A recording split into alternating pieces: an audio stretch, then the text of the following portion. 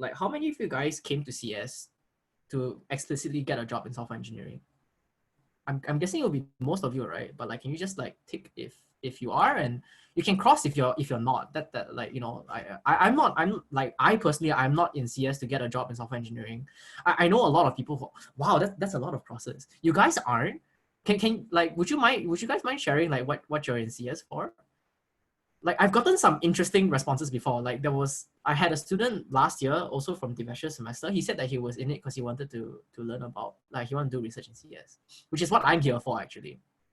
Yeah, but wait, you like, wow, that's graphics. Nice. I have a friend in graphics actually, like, as in like he does computer graphics. I think he's like, his FYP now is doing some stuff for NVIDIA. I made fun of it because like the stuff that he was rendering on his screen looked very blur and dark. Then I was like, why are they spots? Then he's like, oh, this is Monte Carlo. Then I'm just like, so you're sampling at that location and the sample returns black, is it? Then he's like, no, it's just not enough samples. I don't know, it's just very random. Okay, wait, I don't know, like a lot of people didn't participate. Okay, maybe the rest of you aren't sure. Not a strong reason. Yeah. I mean, when I first started out doing CS, right, I actually didn't want to do research either.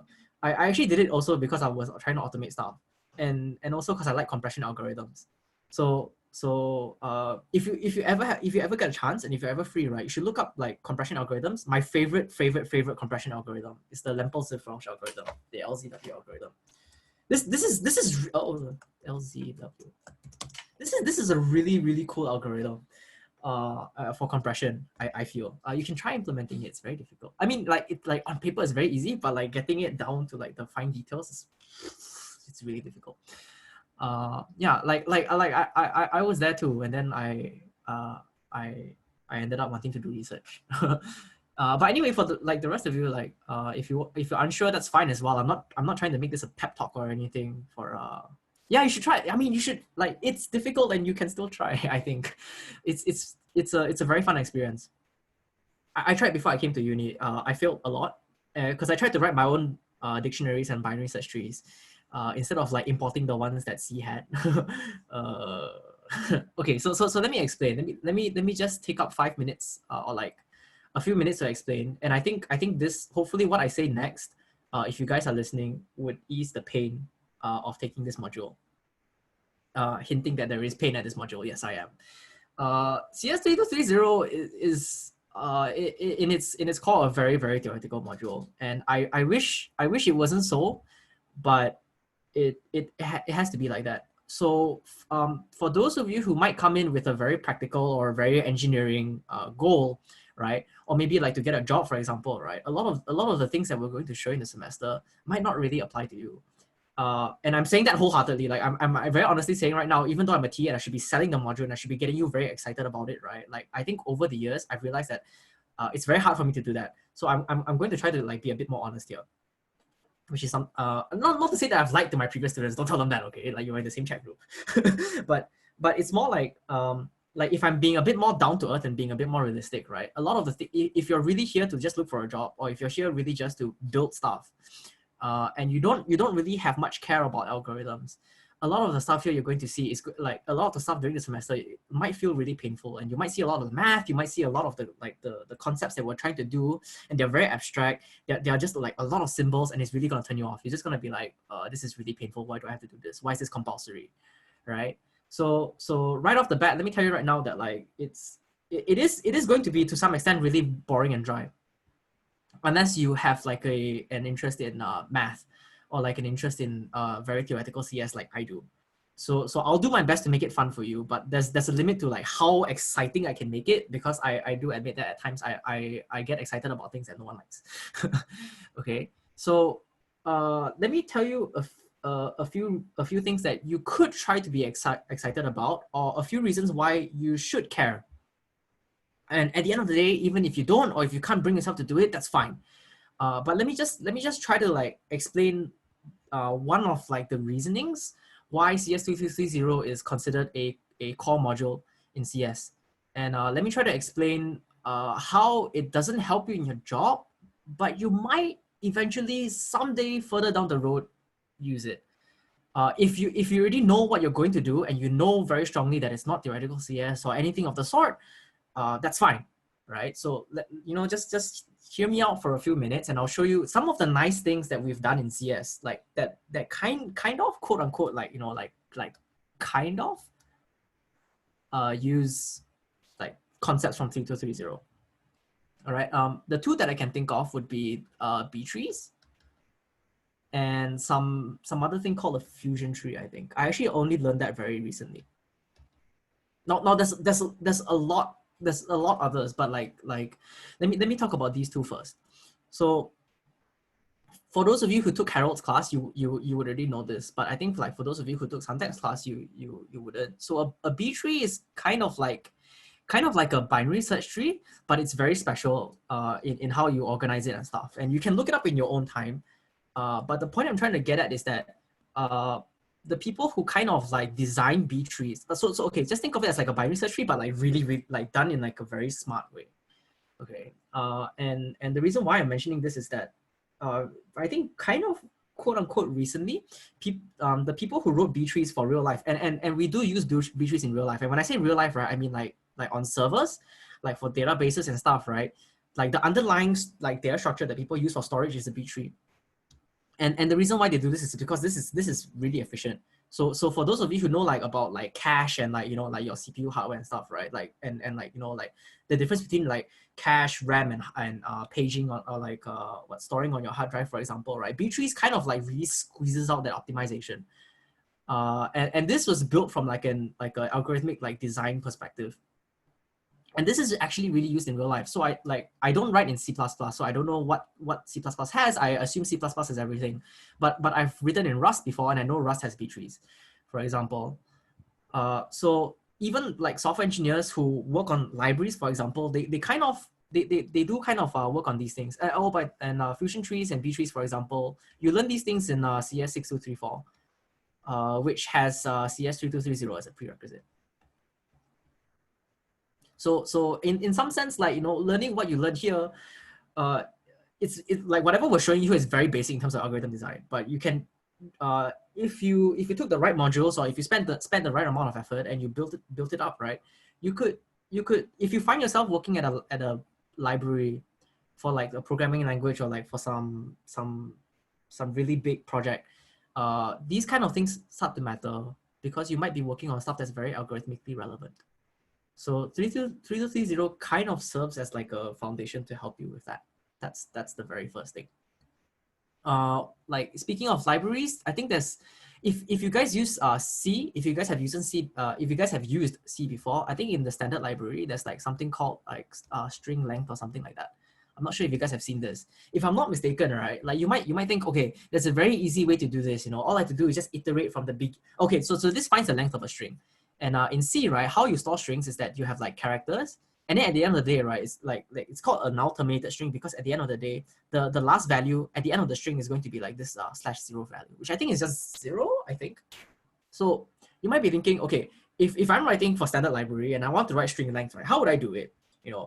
I would like probably access the first element of the array, see if it's this value. If it's not, I keep doing that, and like +1 +1 +1 until I find this, right, and then like I'll return whatever count I had.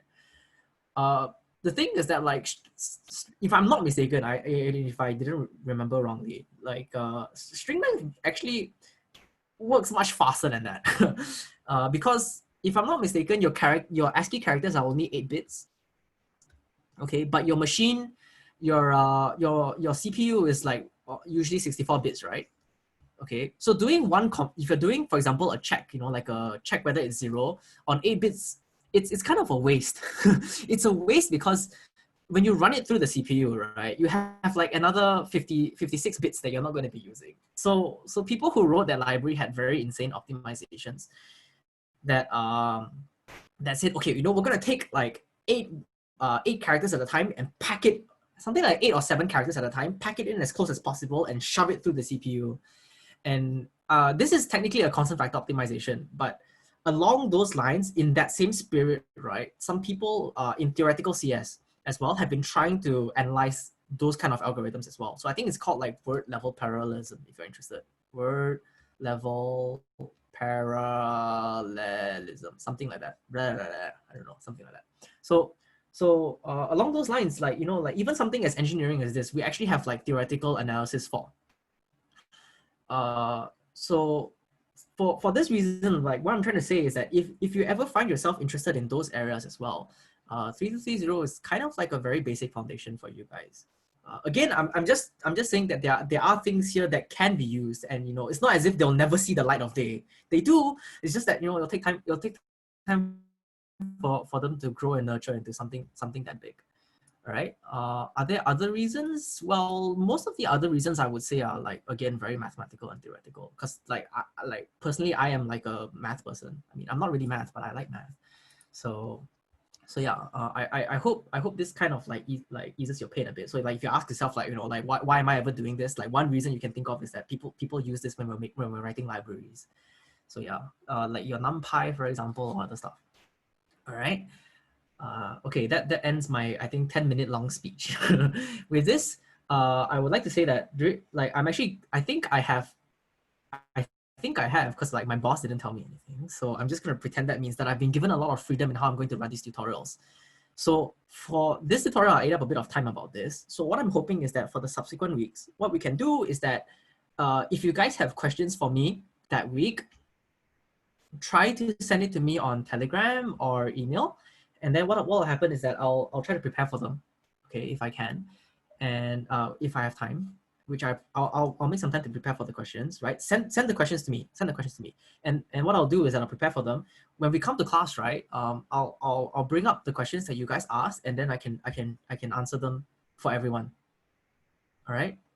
So this way, I think it probably helps with you guys as well, because I think some of you guys actually said that you were struggling with the lectures, for example, and you were quite lost with some of the concepts. So so what I advise for you to do is that try to find a TA that you like. It might not be me, it might be someone else, right? Like as long as they're okay with it, bug them, right? So send them questions, and then during tutorials, right, I'll cover, like if you're asking me, I'll cover the questions, right? If not, what we can do is that during each week, I might not have time to cover all the assignment questions because some of them actually take more time than that to explain or cover in detail that I want. Okay, so if at every week, if you guys have like questions that you really want me to cover, okay, let me know. I'll cover it as well. If not, if no one's gonna say anything and if like no one participates, it's very difficult for me. So all like and especially so if it's like online, because all I'm doing is staring at a wall. In fact, you know what? Let me go get my Cyndaquil so at least it doesn't look that awkward. 1 second. Oh. Okay, at least I can stare at the question.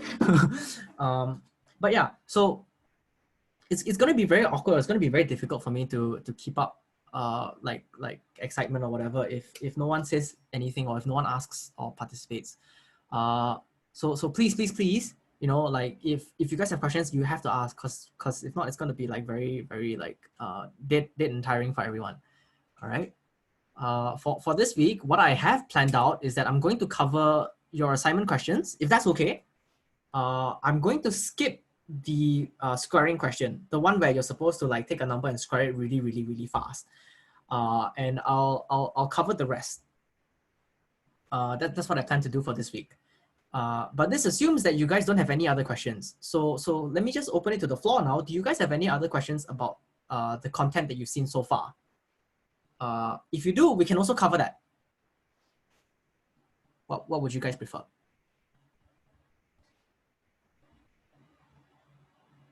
Silence.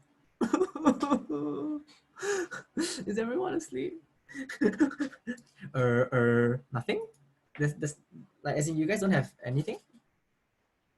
Even if it's like ambiguity during the lecture, right? Just ask. My job here is to make sure that like at the end of the day, you guys you like the going 1, 2, 4. Okay, that's cool. That's cool.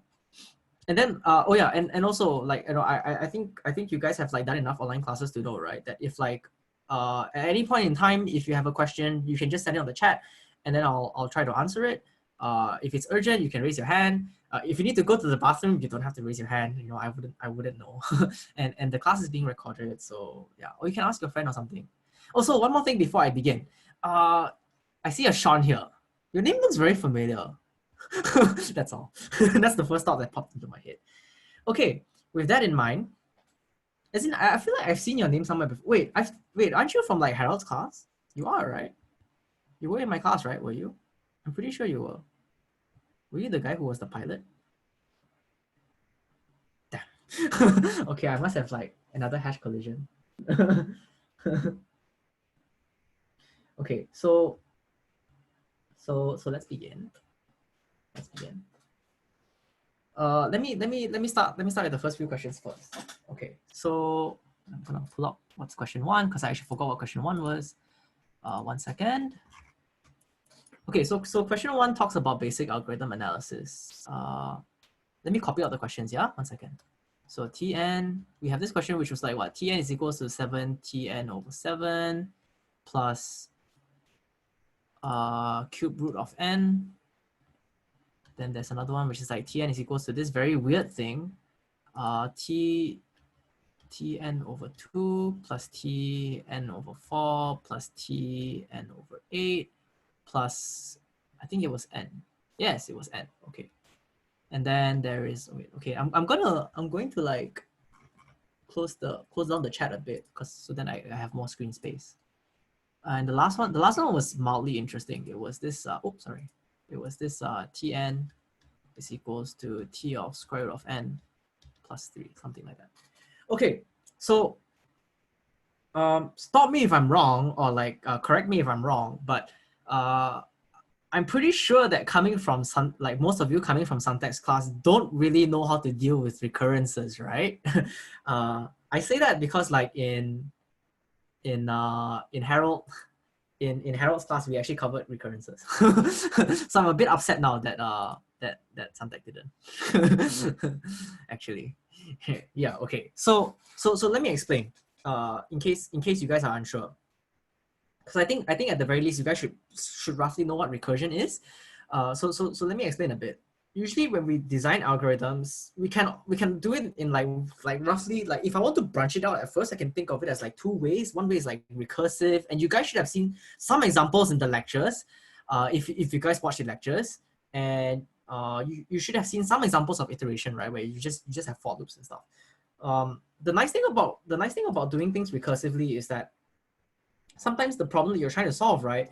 You can just think of it as, okay, if I solve a smaller version of the problem, you know, like how does this help? Does this help me with my like quote unquote larger version of the problem? And sometimes it works out very well, right? Which is like something we love in CS, the fact that it works out this well like this. I don't think you actually have this in like other fields. I could be wrong, but in CS this is like one of our like, you know, one of the things we're actually proud of. I'm not sure if you know, but like at least for like people in the know, like we're really proud of the, like how recursion works. So like some of us think that like merge sort, quick sort are like very elegant algorithms because it's like, oh, you know, you sort this half, you sort that half, and everything works out very well. Okay, maybe I shouldn't use the fart sound to like denote that it works well. But anyway, the difficulty with recursion, the quote unquote difficulty, I don't want to say real difficulty, the challenge that comes with recursion is that it might be difficult for you to analyze running time compared to iterative algorithms. Because like with an iterative algorithm, you know, like you have like a rough idea, right? Like, oh, you look at this for loop, you'll be like, okay, this loop is going to happen like at most how many times, and or in this loop you're doing how much work. You roughly multiply the two, or you know, if you take care into how you're counting it. It's usually not hard to start figuring out how to analyze the runtime of the algorithms. But for recursive algorithms, I feel like that's probably a different story, right? Because you know, you might not know how to work this out. So in 3230, we try to present to you a few tools, one of which is going to be solved by using the Master's theorem. As in like one of the tools that we're going to use is the Master's theorem. One of the tools we're going to be using is just plain old induction. And I think this one he used induction as well, actually, but there are other ways to do it, which I'll try to talk about. So the Master's theorem that Devesh showed you guys is a bit different than the one I was taught. Now the reason for this is that there actually isn't like a like a standardized like, okay, this is the Master's theorem. But if you go to Wiki, that's the one that I learned. So I guess mine is the standard one. I'm kidding. But so let me just quickly run through it for you guys. For those of you who aren't very clear about what's going on, like as in like what to do when it comes to Master's theorem. Master's theorem is kind of like this very nice template argument in the sense that if I look at a recurrence, right, and I see this, let me just write it down. If I open up a recurrence, right, and I ask, okay, I need to analyze this algorithm, and I can write it in this form, okay, and it's important to note that this boy right here, need to be constants. Okay, so like this can't be like 1/n, this can't be like square root of n, no such nonsense. Okay, like they both have to be like fixed values. My friends are texting me on Telegram. Let me close Telegram. Okay, there we go. Okay, so they have to be fixed values like 5 or square root of 2 or whatever. The point is that they cannot be like functions of n. Okay, they have to be constants. If I can write it like this and I can express these as constants, right? Okay, the intuition is that by looking at this pair and comparing it with this function, okay, I can try to argue about like how much work is being done. Okay, so if I were to draw this pictorially, okay, so pretend this is a block of size n, and the amount of work I do, right, is based off this block. So this block that I'm drawing is problem size. Okay, the amount of work I'm doing here is going to be fn work, right? And if I step down one level, like if I step one level down in the recursion, right, I know that I'm going to have a children. So I'm going to have a recursive calls, right? And each recursive call, I'm going to do about a times of the work, but each problem size is now n over b, right? So I'm doing n over b work for each f of n over b work, because this is n over b right now here. This is the problem size, so I should be doing fn over b work per like call of like this recursion, and I have a copies of them. Okay, so in case you don't really understand the theorem, and in case, or maybe it wasn't presented very well, or you it went in over your head because this is very abstract or stuff. The key intuition you need to walk home away with, right, from this tutorial today, okay, is going to be that if my A and B are like the relationship between A and B, so that if I have like, for example, just pretend that A is very large for now. What happens if A is very large? Right, the intuition is that I'm going to have a lot of children, right?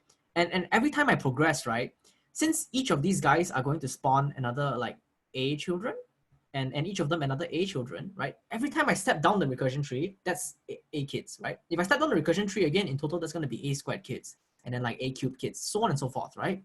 Okay. If A is very big, at the end of the day, right, when I reach the bottom of the recursion tree, when I hit the base case, right, there's going to be a lot of times that I'm dealing with base cases, right? Okay. And likewise, kind of for the same reason, if my B is very small, right, this means that the rate at which I'm decreasing my problem size is also very small, right?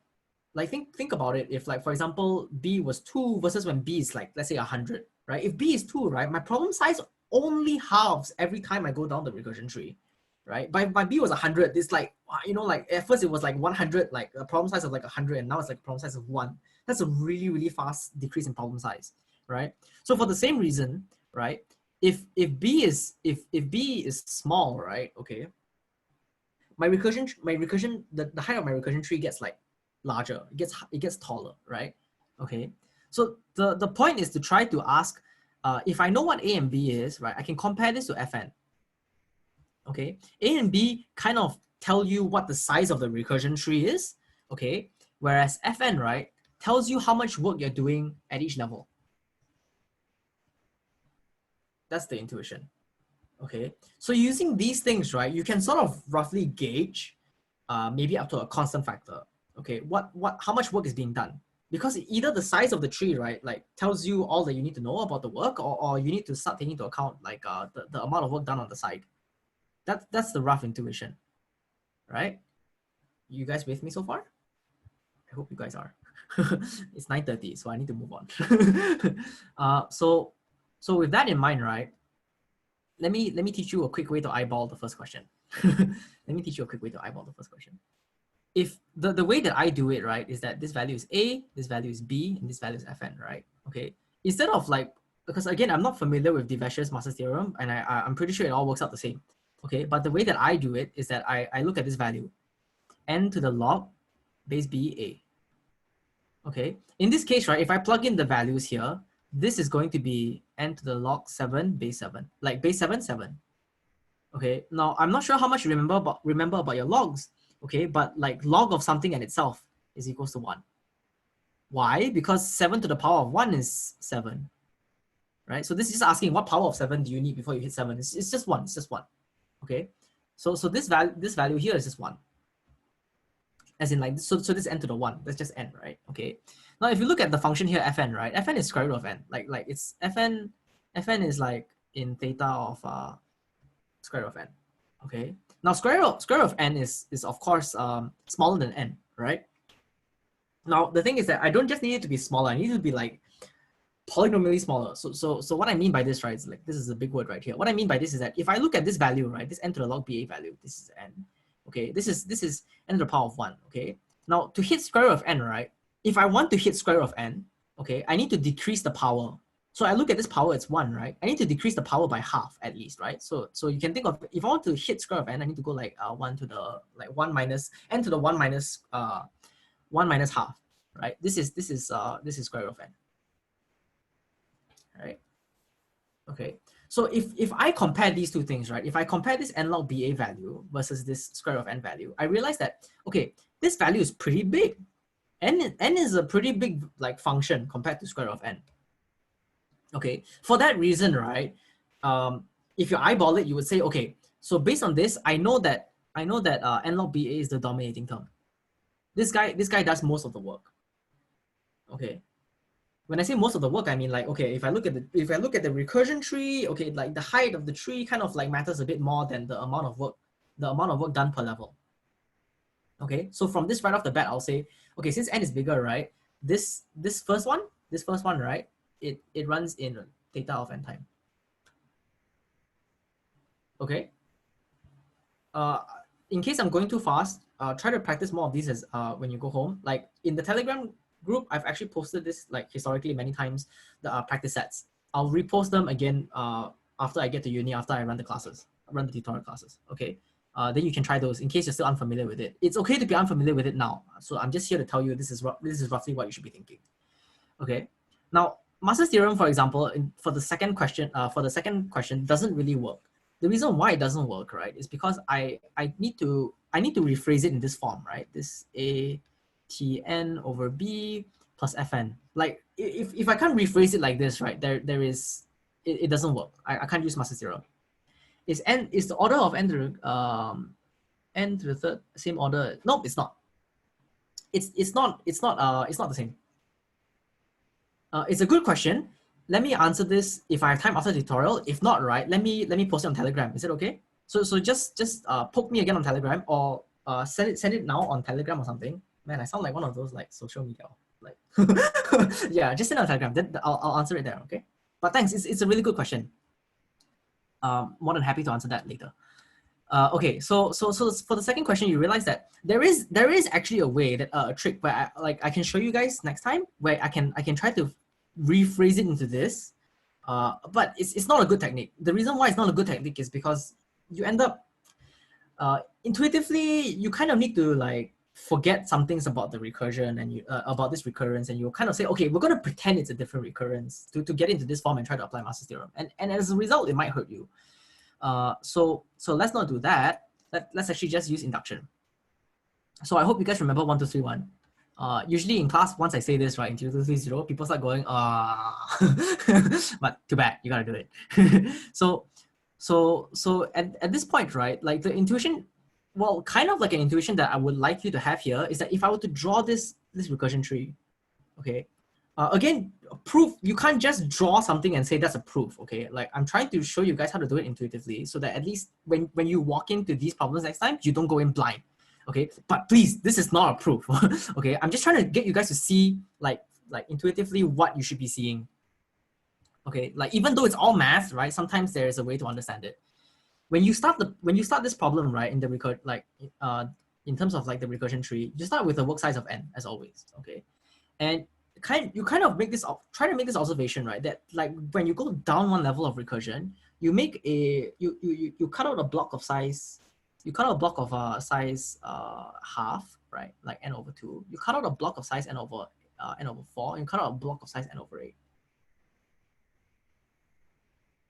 Okay, so this is one block here, this is one block. Like you do n work here, right? And you do like some, I think this is like 7/8 work here. I mean, the reason why I know it's 7/8 is because you're just missing this chunk, and this chunk should just be, see, this is half, right? Then this remaining part is half. Then this is like 1/4, 1/4. You have like n/8, but the other n/8 is missing. So this should be 7/8, right?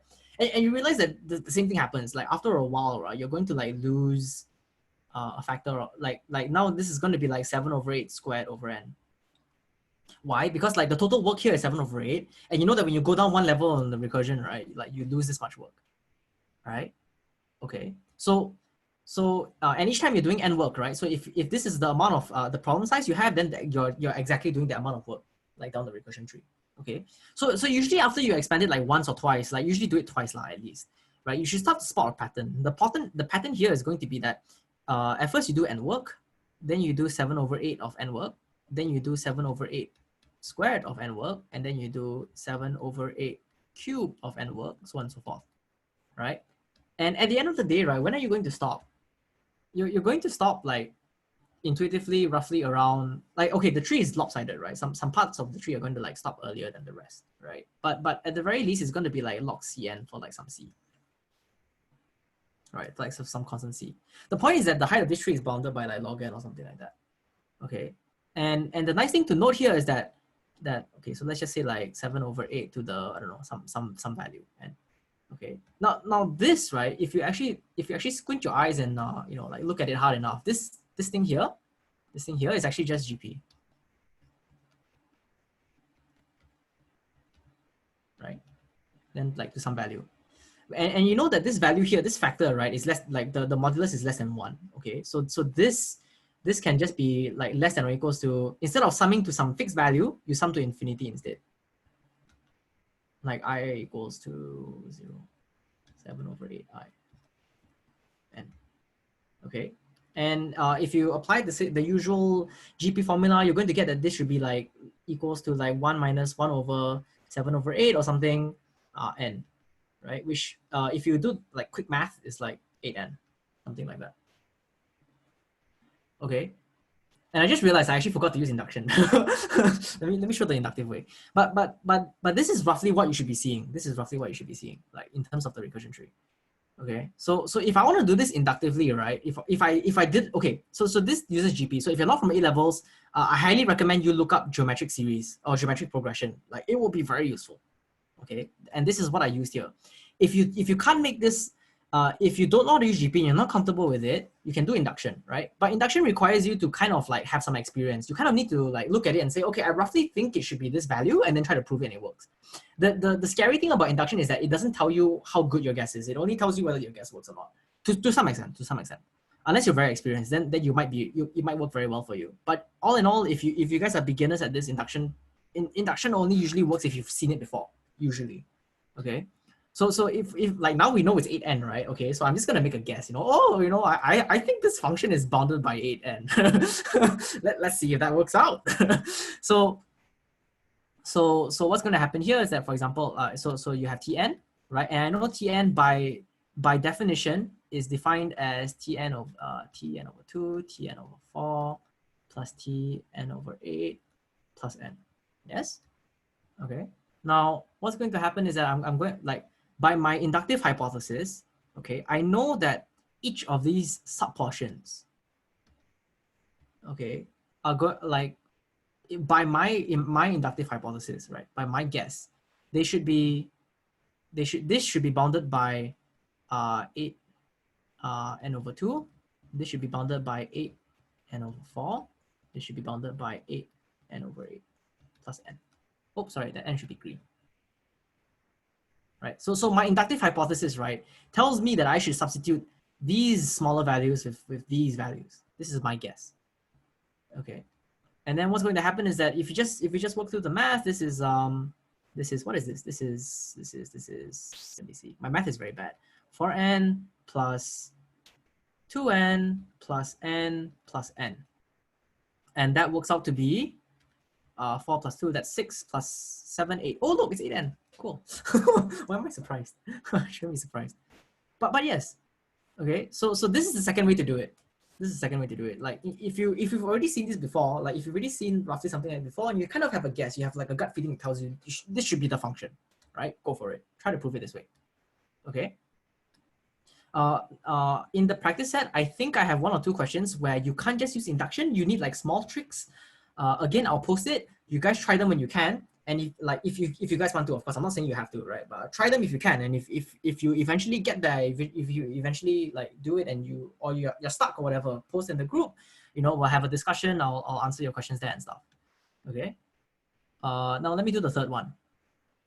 So for the third one, okay, this one looks a bit weird, right? And again, you can't use Master's theorem here for the same reason. You might be thinking, okay, I can write this as A n over b plus fn, right? And then fn here, you might say, oh, this is 3, and then this b here is square root of n, which doesn't work. Like I'm telling you right now, you can't do this. Okay, so you can't use Master's theorem here as well. Now this function is a bit interesting because like I actually didn't have to analyze this function, this recursive recurrence until my final year. This is what you use for something called web trees. This is just like a side piece of knowledge for anyone who's interested. But anyway, this function might look a bit difficult, right? And if you try to expand it, if you try to use a recursion tree method, you might get like a bit of trouble. You might see like it's going to be like 3 plus 3 plus, then you might say, oh yeah, but when do I stop, right? When do I stop? Okay, so let me do a little bit of a weird math here. First thing I need you to do is realize the pattern, right? Okay, so the first thing to note, which is very, very nice for us right now, is that in this recurrence, right, no matter which level we're at, we're always doing three amounts of work, whatever 3 means, okay? And the amount of children we have is always constant, okay? So when you make the first recursive call, you're going down, the problem size decreases, yes, but you're only still doing the same amount of work and you only have one child, all right? This makes the analysis really, really easy. Why? Because all you need to ask is at the end of the day, right, how many times you need to add the 3, right? Which is what I'm saying the challenge here is, right? So I need you to spot the pattern here. The pattern here is that at first you start with n, right? And then the next, when you go down, right, the size of the problem becomes, square root of n. And if you go down one more, right, it becomes like square root of n, like as in like this thing squared, right? Like this bottom part here squared, right? And then after it'll be like 2 to the like 3 or something like that, and so on and so forth, right? So when do you stop? You stop when the problem size is constant, right? Meaning, let's just say like the problem size stops at 2. You might be wondering why it can't be 1. The reason why it can't be 1 is because you can't keep square rooting and hoping that it'll hit 1. That's probably not possible. But 2, yes, you can hit. Okay. So for this to be 2, right? What do you need in the exponent? You need it for this to be 2. This is like saying, oh, in my exponent, right? I need this to be like something like log of what? Something like log of. Let me think. What do I need? I forgot the exact value. So it should just be like 1 to 2 to the I, such that n to the 1 to the 2 to the I needs to be equals to 2, right?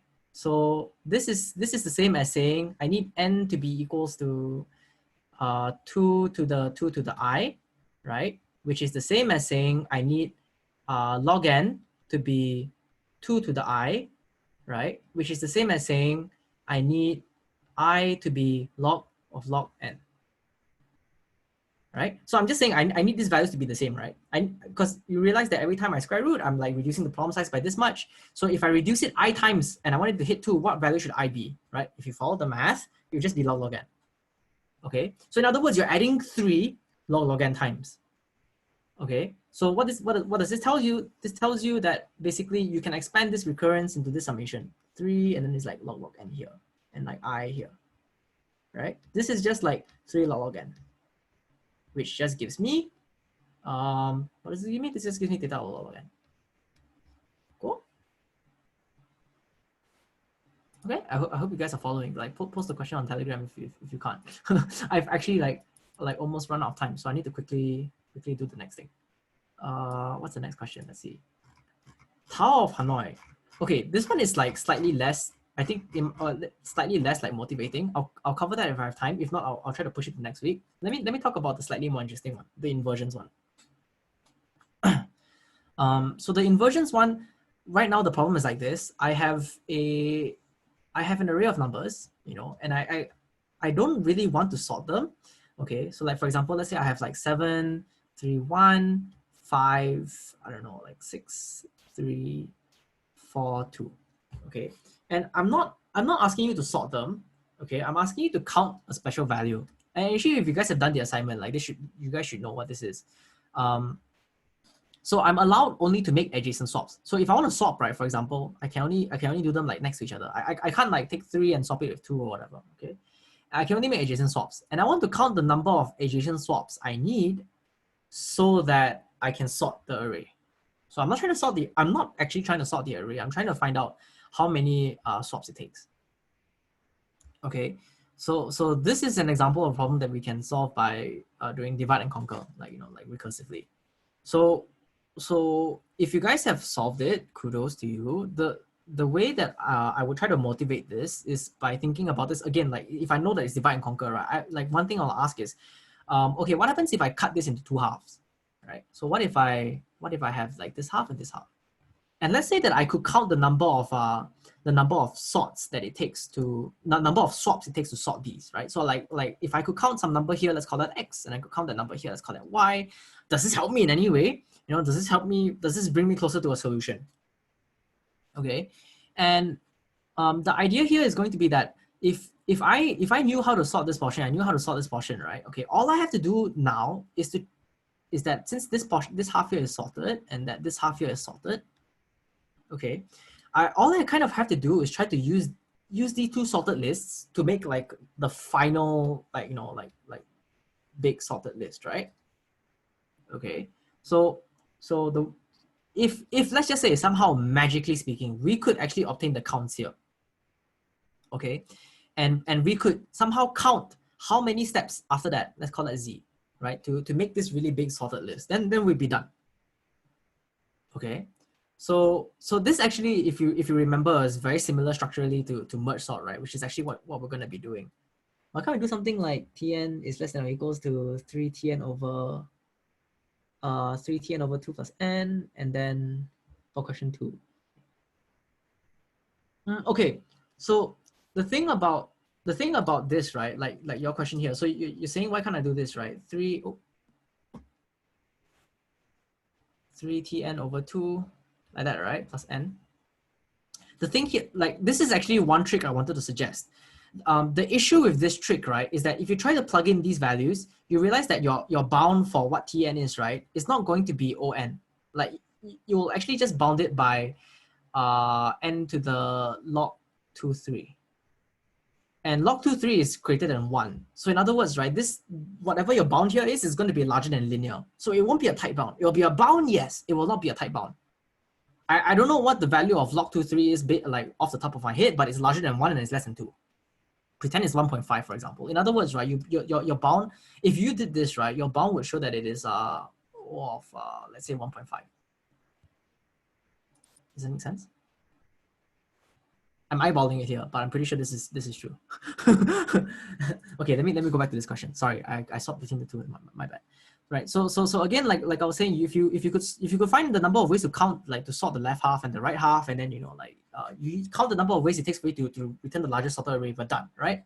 And then you realize that, oh look, this is just like a smaller version of the problem. This is just a small version of the problem. So hey, I don't really have to worry about it. Let me just try to solve the current problem I have, right?